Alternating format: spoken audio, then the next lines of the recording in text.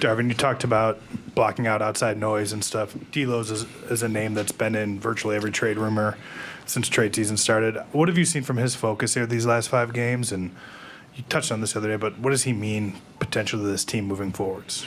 I mean, just his skill set. First of all, he's done a wonderful job, being a pro about all of it. So much stuff that we can't control. And that said, he's just really locked in on his game, focused on ways he can help the team, communicating, competing. Tonight, was one of the most complete games I've seen him play since he's been back in a Laker uniform. He was great on defense, great with his activity, great on and off the ball offensively.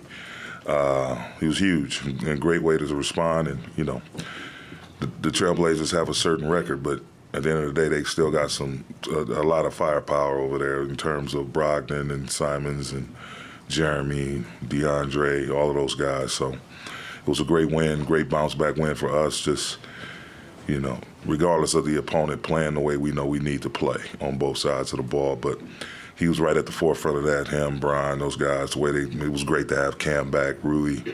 All of those guys really pitched in. It was a total team effort. Darvin, that starting group had some success in both the first and the third quarter. Not that typical point of attack guy, maybe defensively on it, but other strengths. So what did you see from there, and does that shift in any way, kind of like the scheme or the way you play or things like that? No, we just, one of the things we talked about in the film room, man, was just, being great in transition D, being great closing out the defensive possession with rebounds, and felt like all 5 guys were doing that, and they did a great job of we did an awesome job of communicating our activity. Everybody coming into a play, whether they were on the ball, guarding a screener, just ready to guard, and everyone behind that. Had a couple mishaps here and there, but for the most part, 90% of the game, we were on point. So it was good to see those 5 out there together. Rui stepped in and made a huge impact. He was really, really good in his minutes. Obviously, Brian. It was great to get AD under 27 minutes for the night. I don't know when the last time that's happened, but and D'Lo had it going. D'Lo was the guy spearheading everything, so it was good. It was a good start by our starting 5. D'Angelo's averaging 27 points since being put back in the starting lineup 5 games ago, and obviously he's shooting over 50%, so that's part of it. Is there anything that coincided with that shift in terms of how your overall offense has been executed that has contributed to his personal success? I think whenever we play with pace, whenever we push the ball, we're consistent with our running habits, we're forceful with our running habits, all types of things are going to open up. And again, we stress whether, you can, there's a multitude of ways to put pressure on a defense, and early in transition, really starting with great defense, but even still, the other team makes a field goal, getting the ball out quick, rushing it up the floor, getting into what we need to get into in order to be able to explore multiple options. And I think along with that, playing with a physicality, we talk about creating an advantage through screening and rolling hard, attacking the paint. That was a focus tonight. It's a focus overall for our team, trying to dominate the paint and protect the paint defensively, but again, offensively, just playing with a lot of force and physicality, and lastly, the ball movement and being shot aggressive. Ball movement, and once you're open, being ready to shoot as the ball is on its way to you, and being shot aggressive. And I think that's been the biggest thing. He's been very deliberate, very decisive in terms of what he wants to get, whether it's to set up another teammate or to attack himself.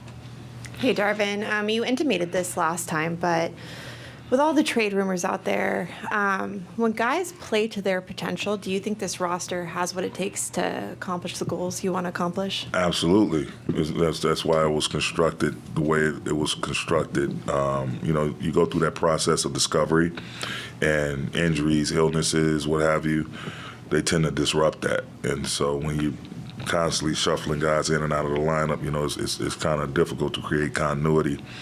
We know we have a hell of a 1-2 punch with AD and Brian, and it's just guys getting comfortable and being aggressive and not waiting for those two guys to do everything.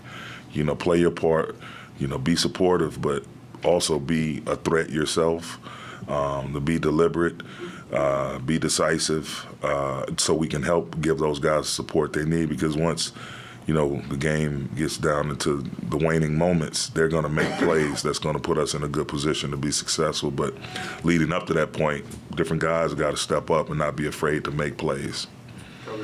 What did you make of Cam's minutes and the time that he was on the floor, and just especially with the look with him and Vando? I think it was in that late first quarter, early second quarter, where they were just getting deflection steals, just wreaking havoc. That's what they do. I mean, it was great having them back out there, tall, long, athletic wing that can make plays on the off the dribble. And also see Vando, again, that quick twitch coming back more and more and more with each game. Just his ability to track down long rebounds, loose balls, get his hands on deflections, steals, and the same thing for Cam. Just those guys being aggressive and doing what they do, keeping it simple and keeping it consistent.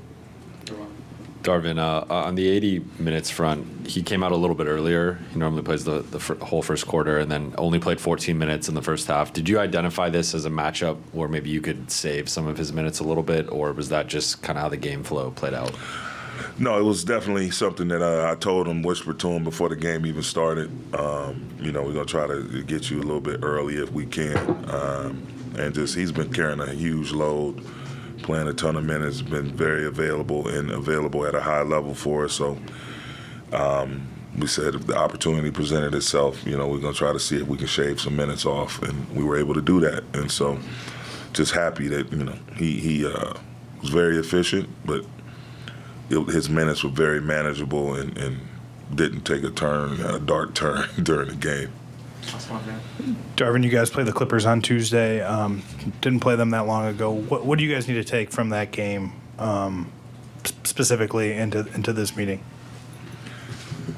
I think just us, again, I always say it, how we want to present ourselves to the other 29 teams, regardless of who we're playing, us establishing an identity on both sides of the ball, us knowing, the type of standard that we need to set in order to be successful. And that involves, obviously, you do your game planning and you do your scouting and seeing what these other teams, specifically the Clippers, our next opponent, is going to try to throw at you. But all in all, even, aside from that, I think the top priority for us is to really come out and start to establish a consistent manner in which we want to play, like how we want to defend consistently night in and night out, and how we want to attack offensively, and keep those core principles on both sides of the ball intact, regardless of who the opponent is. Thanks, Coach. Thank you.